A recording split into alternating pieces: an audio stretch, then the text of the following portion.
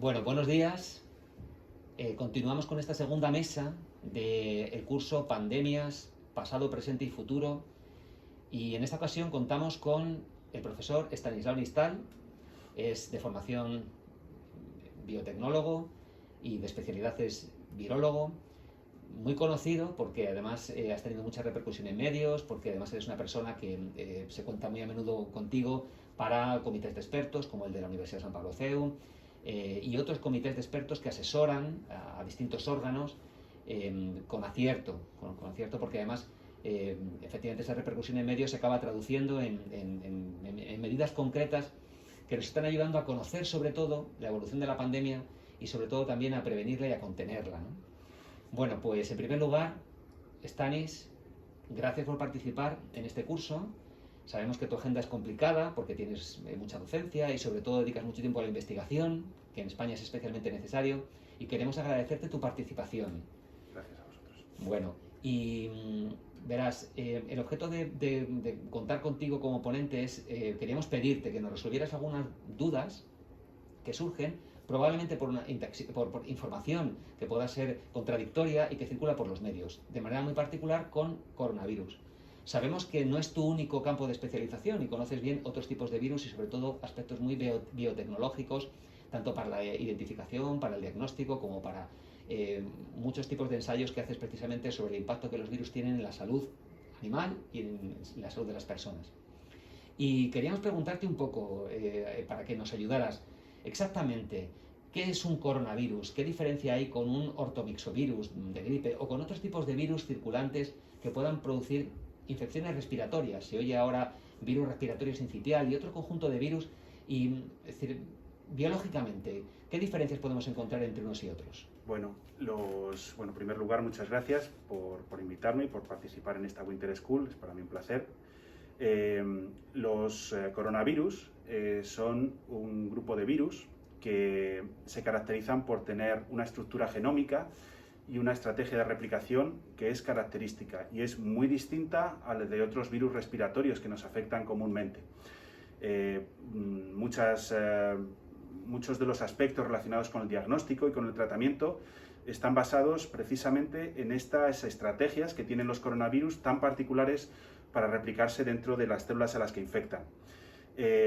Conocemos muchos coronavirus, no solamente coronavirus humanos, sino coronavirus en otras especies animales, y es por ello por lo que se piensa, por lo que se propone, que el origen de las epidemias derivadas de coronavirus son principalmente zoonosis, infecciones que proceden de animales salvajes, que nos afectan y que si no tenemos una capacidad inmune de controlarlas, pues es lo que da lugar a estas infecciones. A pesar de esto, pues como bien decías, hay otros virus respiratorios que tienen unas características completamente distintas, o sea, se parecen como un árbol a una persona, o menos incluso, o sea, son muy distintos en su estrategia de replicación dentro de una célula y en su patología. A pesar de que todos ellos pueden entrar por vía respiratoria, no todos ellos producen la misma patología. Vemos que en el caso de los coronavirus, pues hay patologías muy peculiares asociadas no solamente a lo que es la neumonía viral, sino a otra serie de complicaciones.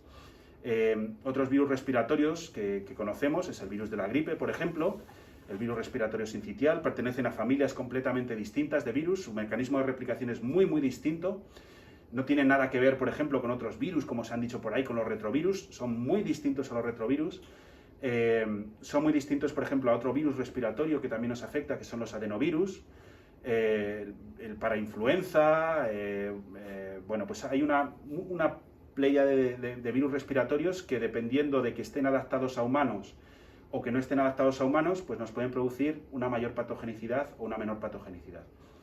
Pues al hilo de esto que nos cuentas, la verdad es que quería también preguntarte alguna duda en relación, por ejemplo, con la transmisibilidad. Ahora estamos oyendo que efectivamente que hay una gran heterogeneidad de virus, pero sin embargo coronavirus sigue siendo la estrella dentro de esta desafortunadísima pandemia, ¿no?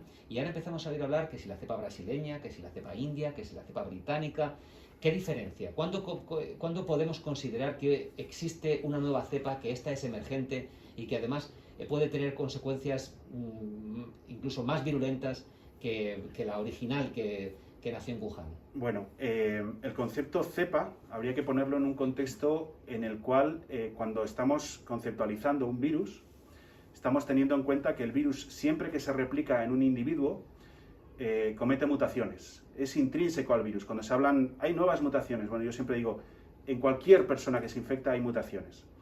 La diferencia entre esas mutaciones que puedas encontrar dentro de una persona que está replicando el virus y las mutaciones que se transmiten entre individuos tiene que ver con la habilidad del virus de ganar una propiedad o del factor epidemiológico que hace que esa mutación se transmita dentro de las cadenas de transmisión y que prevalezca en esas personas a las que va a infectar en el futuro, ¿no? Cuando estamos hablando de variantes, estamos hablando de mutaciones a las que en principio no se les ha asociado una peculiaridad, una diferencia, por ejemplo, en su patogenicidad, o una diferencia, por ejemplo, en su habilidad de adquirir propiedades nuevas que le hagan, por ejemplo, pues ser más transmisible o ser más capaz de transmitirse a lo mejor de personas a animales, que es algo que no se ha tocado, pero es también muy interesante, o de animales a personas, ¿vale? Que vendría derivado, por ejemplo, del problema con los bisones, pero ese es otro tema. Entonces, en el momento en el que tenemos una propiedad característica única que el virus que conocíamos hasta ese momento no tenía y que viene dado por esas mutaciones, esa ganancia o ese cambio de función, esas propiedades nuevas podrían dar lugar a lo que ya se denomina, ya en una variante estamos hablando de cepa. Un virus, un aislado, un virus que podrás encontrar en una persona con unas propiedades distintas, pueden ser muchas iguales, pero alguna propiedad distinta del que teníamos originariamente. Si no lo entiendo mal, entonces esta enfermedad que se origina como una zoonosis y pasa al hombre, existiría también la posibilidad de una transmisión también del hombre a los animales, es decir, convertirse en una antropozoonosis. Quería preguntarte entonces si los animales pueden desempeñar un papel como reservorios y si esto nos debe preocupar o si se están haciendo los esfuerzos suficientes como para detectar que puede haber variantes específicas de animales que puedan sorprendernos a futuro. Sí, pues esa es una pregunta muy interesante porque al hilo de lo que estaba comentando anteriormente, se han descrito ya numerosas especies animales que puedan ser infectadas por el coronavirus, que tenemos el SARS coronavirus 2, y bueno, pues hay por ejemplo estudios de que el virus puede infectar pues desde gatos, puede infectar, no ya causar la patología, ¿vale? Pero infectar y producir inmunidad, por ejemplo, en gatos, en otros felinos, en leones, en vacas, en ovejas, bueno, unas en monos, ¿vale? El virus puede saltar de humanos a esos animales. La cuestión es si esos animales pueden desarrollar la enfermedad. De los animales que se han encontrado susceptibles al virus y que pueden desarrollar la enfermedad, el caso más característico es el de los bisones, ¿vale? Se ha visto que los humanos han podido pasar el virus a distintas granjas de bisones. Nos hemos encontrado pues, ejemplos en Dinamarca, pero también en España y en otros países de Europa. Y no solo eso, sino que el virus en esos animales también causa patología. El virus en esos animales puede transmitirse en animales, tiende a adaptarse a esos animales, o sea, introducir mutaciones para que ese virus se esparza, se continúe transmitiendo mejor en esos animales. Y no se termina ahí la cosa, sino que ese virus que consigue esas nuevas mutaciones con la intención de adaptarse a ese animal, posteriormente puede volver a saltar a humanos.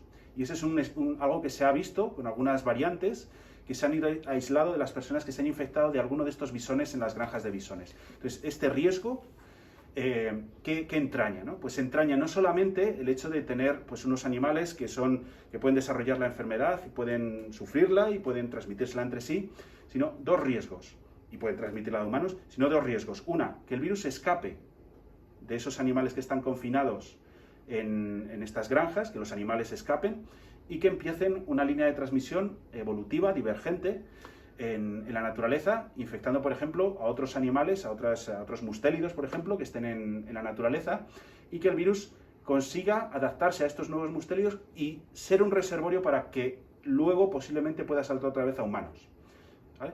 Otra posibilidad, por ejemplo, es que en este proceso de adaptación el virus a los mustélidos, a los bisones, por ejemplo, en este caso, esas mutaciones hagan que el virus pierda virulencia, pero en los animales, que tenga menos virulencia, pero que al volver a saltar a humanos, esas mutaciones que ha introducido haga que las vacunas que estamos desarrollando no funcionen o no tengan la misma eficacia que lo que están teniendo en estos momentos o lo que se está sugiriendo que tienen.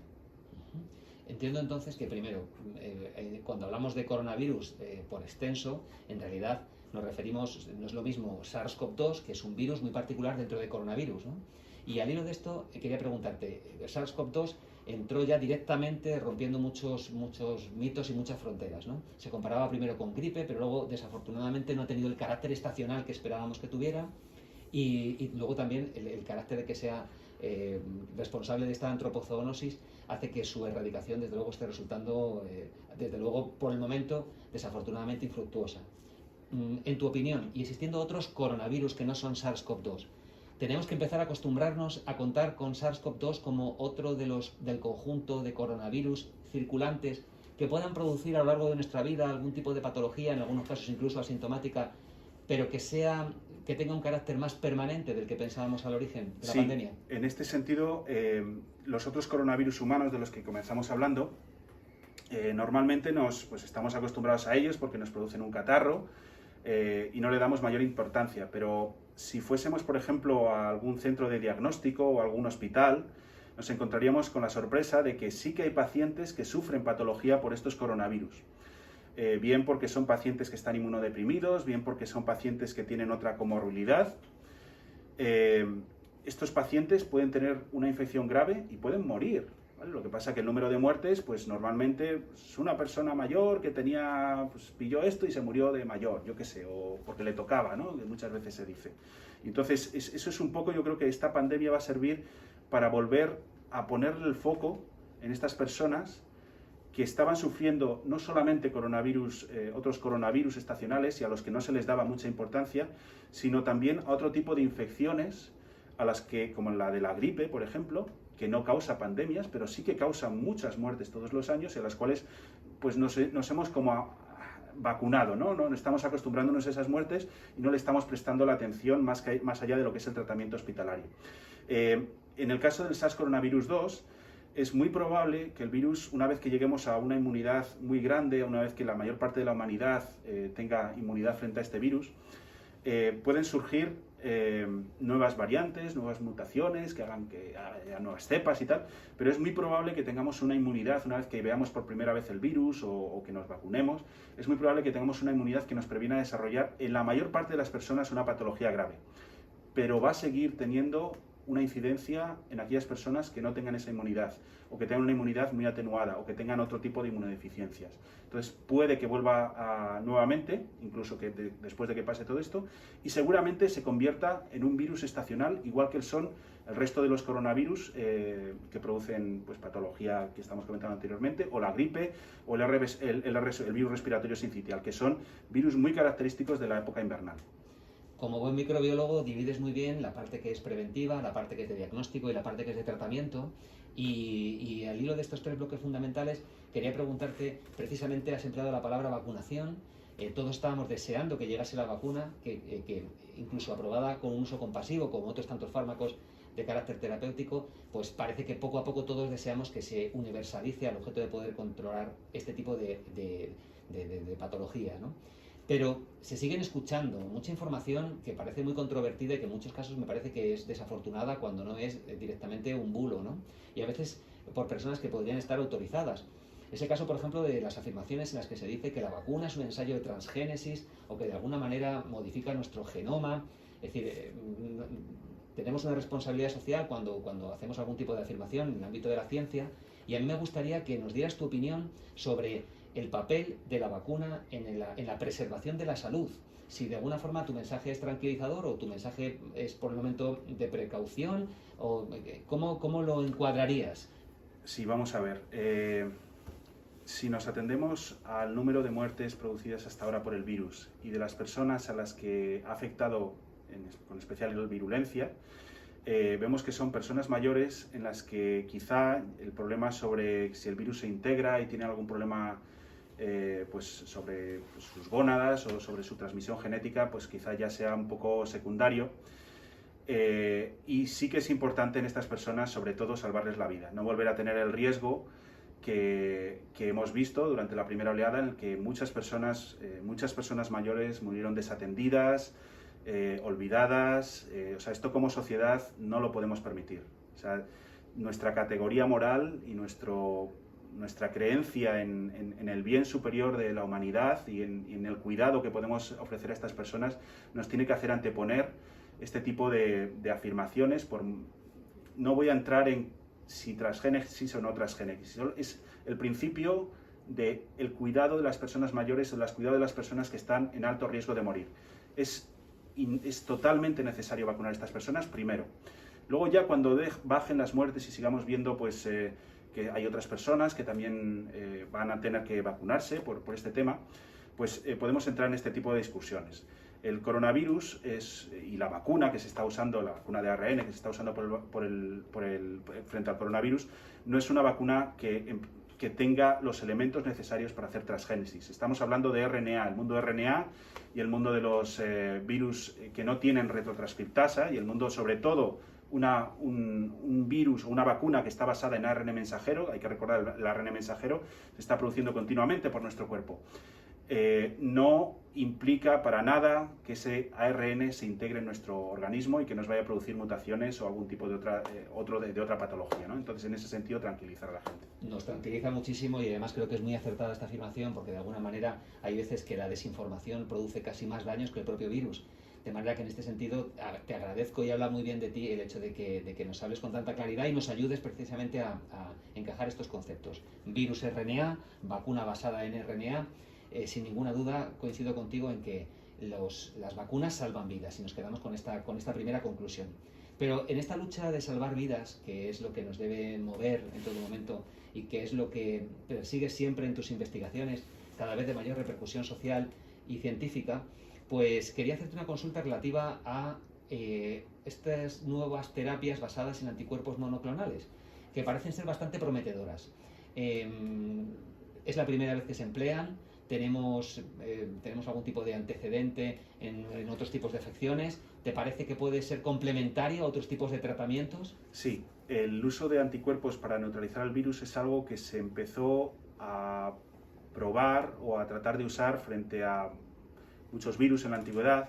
Se empezó, por ejemplo, a usar sueros de personas que habían sido infectadas por el virus de la rabia, o personas que se propuso también, por ejemplo, usar el suero de las personas que habían sobrevivido a la gripe de 1918, en el cual en ese suero había anticuerpos que bloqueaban el agente infeccioso en cuestión. Se vio que había actividad, que se podía usar este tipo de terapias. Lo que pasa que hay una serie de problemas fisiológicos que pueden venir asociados a la transfusión de plasma de otra persona, ¿vale? No voy a entrar en esas patologías, pero sí el hecho de que dentro del plasma, dentro del líquido y del conjunto de proteínas que envuelven las células de nuestra sangre, cuando producimos anticuerpos, esos anticuerpos pueden ser los elementos que neutralizan, que se unen al virus y lo neutralicen para inhibir la entrada de nuestras células. Bueno, pues si fuésemos capaces de coger estos elementos de estos anticuerpos, purificarlos y, sabiendo que son los elementos únicos que neutralizan al virus, producirlos en nuestro laboratorio, en nuestra empresa o en el laboratorio en cuestión que los produzca, e infundirlos dentro de una persona, en principio sabemos que estos anticuerpos tienen actividad. Se ha probado durante muchos años, por ejemplo, pues, personas que tienen no solamente infecciones virales, infecciones pues por bacterias, por ejemplo, las antitoxinas. Hay anticuerpos específicos que es antitoxina, que sirven para neutralizar los efectos tóxicos. Entonces, en el caso de los virus es algo similar. Hay ahora en estos momentos dos empresas que han ya tenido aprobación para el uso de estos anticuerpos. Una empresa que se llama Eli Lilly en Estados Unidos y otra que se llama Regeneron. Esta segunda quizá le resulte conocida porque pues el presidente Trump, cuando se infectó por el coronavirus, pues le pusieron estos anticuerpos y que se han visto que estos anticuerpos tienen una actividad muy importante a la hora de prevenir la muerte de una persona. Estos anticuerpos ahora mismo están solo disponibles en clínica. Hay que administrarlos por vía intravenosa y mediante una infusión que requiere pues, un tratamiento, una entrada de los anticuerpos gradual, ¿vale? No es un pinchazo. En principio, estos anticuerpos tienen una aplicación muy clara, que sería que cuando estamos desarrollando la COVID, hay en algunos pacientes, por las características que tienen estos pacientes, que se sabe que tienen un alto riesgo de llegar a UCI y de morir. Entonces, en estos pacientes, ahora mismo en Estados Unidos se les está eligiendo para ponerles estos anticuerpos antes de que lleguen a un estado más avanzado de su enfermedad, cuando están en la primera semana con síntomas y ya pues a lo mejor están yendo al hospital o llegan al hospital por sus características, pues tienen diabetes, tienen sobrepeso, tienen EPOC, tienen una serie de patologías de base, pues se las elige para darles estos anticuerpos y prevenir que entren en una fase más grave. Los anticuerpos o los tratamientos antivirales en general tienen el fin de contener lo que es la replicación del virus. Suena perogrullo, pero muchos estudios que se están publicando, que se han hecho, ensayos clínicos, dicen, pues este tratamiento, este anticuerpo, este virus, este antiviral, no es eficaz para prevenir la muerte. Pero claro, es que tú estás poniendo ese anticuerpo, estás proveniendo ese antiviral cuando el paciente ya no está, su patología no viene derivada de la replicación del virus, sino de que su propio cuerpo ha desarrollado una inmunopatología que es lo que está causando esa enfermedad tan grave, de esa inflamación tan aguda. Entonces, en ese sentido, cuando se entra ya en esa segunda parte de la enfermedad, el uso de esos anticuerpos pues disminuye su eficacia y ahí ya hay que tratar al paciente con otro tipo de tratamientos, como tratamientos antiinflamatorios o tratamientos que prevengan la coagulación de la sangre, ¿no? Entendemos entonces que los anticuerpos forman parte de un arsenal terapéutico y que probablemente hacia lo que vayamos primero será la tipificación de pacientes según el estado de evolución de su enfermedad y de alguna manera en la terapia combinada de distintos tipos de fármacos, probablemente con un proceso de individualización, ¿no? Es decir, que abandonaremos quizás las terapias que sean más de carácter genérico e iremos a terapias más particulares según las condiciones del paciente. ¿Es así? Es posible, sí, hay algún paciente que se sabe por las características cuando ingresa en el hospital que va a ser mejor respondedor si le das un tipo de terapia y otros que no necesiten esa terapia y que pues con un tratamiento pues más básico pues puedan responder y no tengan que, sin riesgo de desarrollar el COVID grave. Sí, tendemos hacia eso. Bueno, pues Stanis, agradecerte una vez más tu participación. Tienes esa característica que tenéis las personas que estéis acostumbradas a la docencia, de que cuanto más te explicas, más nos apetece seguir escuchándote, porque la verdad es que vemos que cada una de las preguntas y cada una de las respuestas que nos diriges, pues nos abre nuevas dudas, pero que a la vez de alguna manera sí que nos dirigen hacia respuestas más ciertas, ¿no? De manera que decirte de antemano que te agradeceríamos si a futuro pudieras desarrollar con nosotros algún otro tipo de entrevista, a lo mejor con carácter más particular, más dirigido sobre algunos de estos aspectos que hemos dejado solamente enunciados o abiertos, ¿no? Y decirte que como esta mesa trata de aspectos actuales de las pandemias y entre las distintas pandemias que estamos viviendo, porque la del coronavirus no es la única patología pandémica que estamos sufriendo, desafortunadamente, aunque sea la más conocida, quería pedirte una última conclusión. Si tuvieras que decirnos un mensaje final, ¿qué nos aportarías? Bueno, podemos hacer el ejercicio en el que nos encontremos a 2 años vista. 2 años vista en el cual pues, es probable que la gran mayoría de la humanidad haya sufrido o haya recibido una inmunización frente al coronavirus. Vamos a pensar en ese mundo distinto en el que hayamos pues, visto las consecuencias que tiene una pandemia y vamos a pensar si estamos dispuestos a afrontar esa realidad con el riesgo de que algo así vuelva a volver a pasar. ¿Y qué tendríamos que hacer para tratar de minimizar el impacto? Entonces, en ese escenario, lo que a mí me resultaría muy interesante es, desde el punto de vista virológico, no tenemos que olvidar, por un lado, los virus que están circulando en animales, tanto en granjas como animales silvestres. Es muy importante hacer trabajo de campo para entender qué virus están rodeándonos y qué virus tienen el potencial de infectarnos. ¿Vale? Hay que hacer una labor más intensa de caracterización de este tipo de virus. Hay que hacer un compromiso social para que independientemente del partido que nos gobierne, independientemente de quién esté en Europa o quién esté en Estados Unidos, tengamos la convicción de que es necesario invertir dinero en entender, no esperar a que otros entiendan. Es necesario investigar, no solamente para conocer esos otros virus, sino también para desarrollar terapias que nos puedan servir ahora o en el futuro. Por ejemplo, hoy se está hablando en los medios, estos días se está hablando en los medios, de una terapia que está desarrollando una empresa española, junto con una serie de laboratorios en el mundo. Bueno, pues esa terapia, ese fármaco, la apirina, es un fármaco que se estaba usando para el tratamiento frente al cáncer. Hay muchos fármacos que pueden tener un segundo uso.